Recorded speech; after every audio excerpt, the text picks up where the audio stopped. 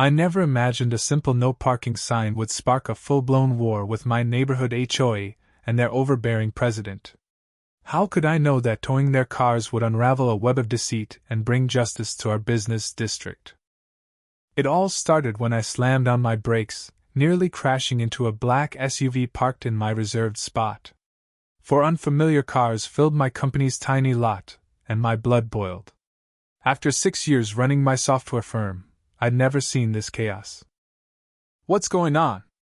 I muttered, circling twice before parking on the street, feeding a meter all day, hardly the Monday I'd planned.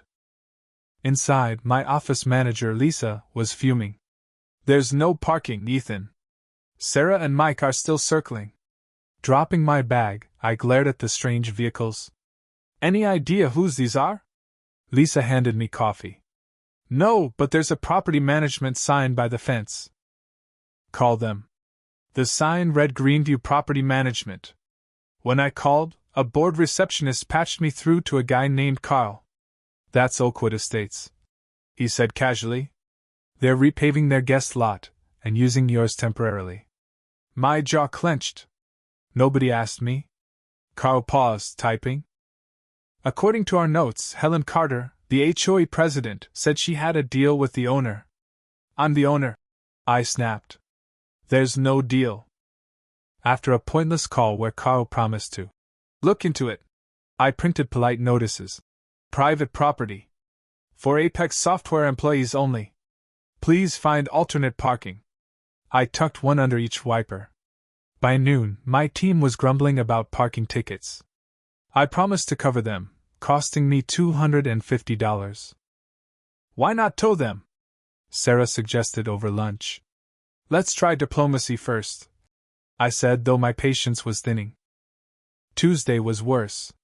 7 cars with Oakwood Estates stickers filled our lot. My notes were crumpled on the ground. One had a scrawled reply. "HOA said this is fine." I found Oakwood Estates, a gated luxury townhome community next to our office. The guard wouldn't let me in, but gave me Helen's number. "I'm in meetings," she said when I called. "Can this wait?" "No," I said firmly. "Your residents are taking my parking. Clients canceled yesterday because they couldn't park." She sighed. "Fine, 3:30, 10 minutes." I spent the day researching property laws. Our deed confirmed the lot was ours alone. At 3:30, I met Helen at their clubhouse. Mid-50s, impeccably dressed, with a fake smile, she gestured to a chair. "There's a misunderstanding," she said smoothly. "No misunderstanding," I countered. "Your people are parking on my property without permission." She tilted her head. "Our community has 85 homes. We're repaving. Surely you can spare some space." "That's your problem," I said. "My business is suffering." Helen leaned in. "The previous owner let us use the lot sometimes. We're just continuing that." "Show me the agreement," I challenged. She shuffled papers. "I don't have it here, but it exists." After a tense back and forth, I grudgingly allowed 5 spots for 1 week, marked clearly. Helen's smug smile left me uneasy. That night, I emailed Helen in Greenview a letter documenting our deal, 5 spots, 1 week. Helen replied instantly. "Thanks for cooperating." I sensed trouble. Wednesday morning proved me right.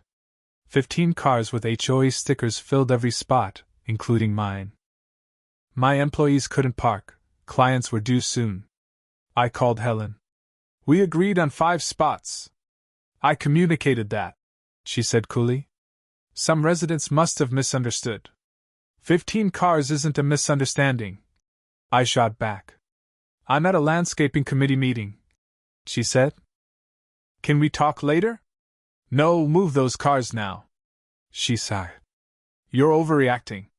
The previous owner gave us rights." "Produce the document," I demanded. "Tomorrow," she deflected.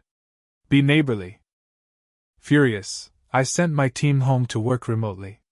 That evening, I visited the county records office. No parking agreement existed. I called the previous owner, Mr. Jenkins, now in Arizona. He laughed. Helen tried that with me. Wanted an easement for events. I said no.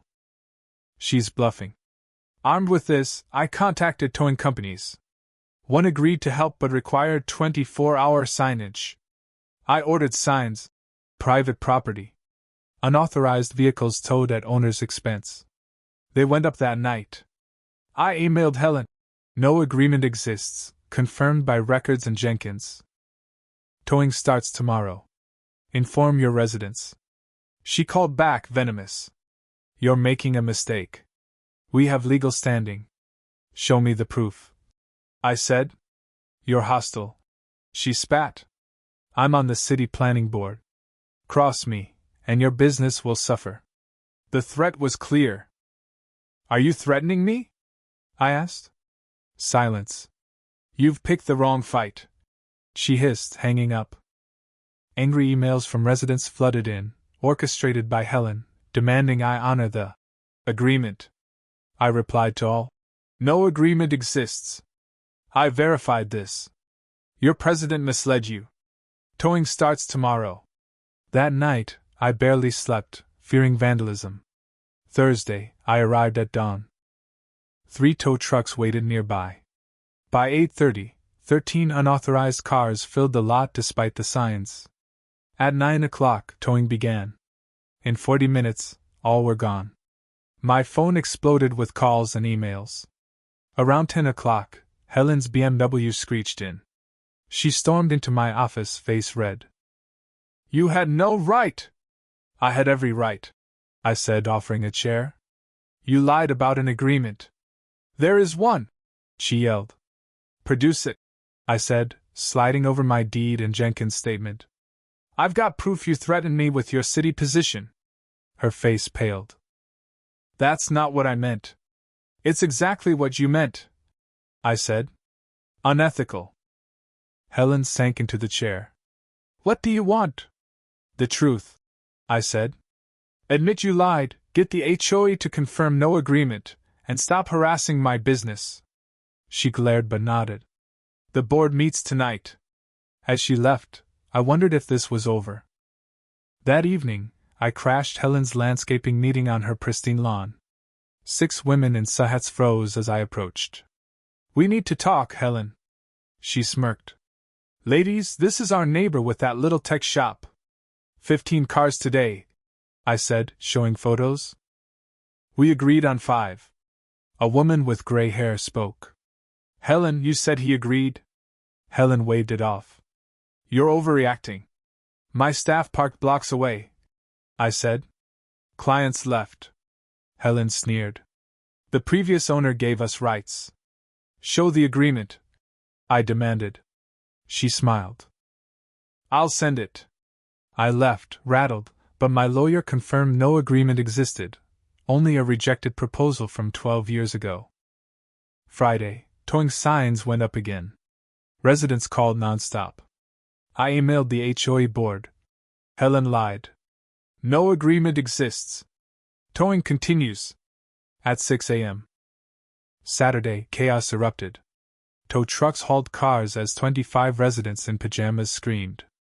Helen arrived, poised but furious. You're unreasonable. Show the agreement, I said. It doesn't exist, I told the crowd. She lied. Murmurs grew. Vice President Tom Reed asked for proof. I showed Jenkins's letter. Helen, is this true? He asked. Her mask slipped. There was a verbal deal. With a dead man? I pressed. As cars vanished, Helen snapped. You'll regret this. A woman filming caught it all. By noon, the lot was clear. Tom emailed, requesting a private meeting.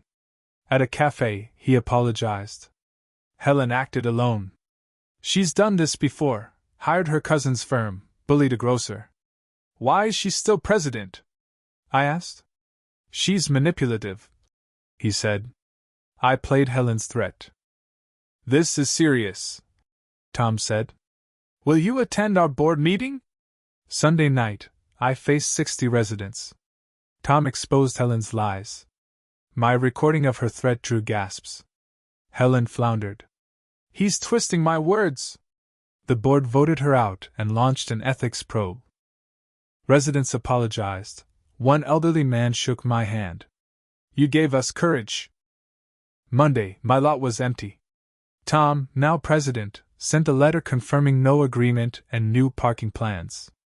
3 local businesses, also bullied by Helen, formed a coalition with me. A week later, a newspaper reported Helen's resignation from the planning board. Standing in my quiet lot, I realized this fight wasn't just mine, it empowered others. What do you think? Was I too harsh in towing those cars, or was standing firm justified? Share your thoughts in the comments. Let's debate neighborly disputes and where to draw the line.